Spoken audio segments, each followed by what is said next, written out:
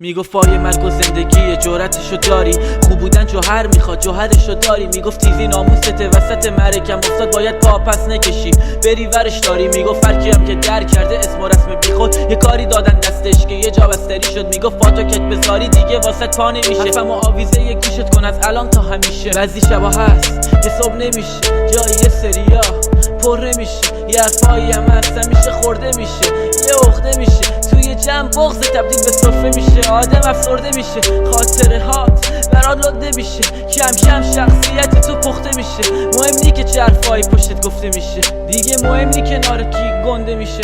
خب هر سگی شکارچیه گرگ نمیشه، بخواد حمله کنه شکم سفره میشه، خودش کشته میشه. دیگه این دیوونه باز کسی پل نمیشه، میره تو زمین یه مهره میشه، شود میزنه گل نمیشه، میخوره تو تیرک عد نمیشه. میدونی ما همه یه جوری شبیه به همین، زیرا به رفیقمونا پیش غریبه زدیم تش میبینیم همه لنگ همین، ولی دیگه هیچی نمیشه مثل قدیم. این کار هیچ وقت لست نمیشه چون حرف دلی که خوش نمیشه.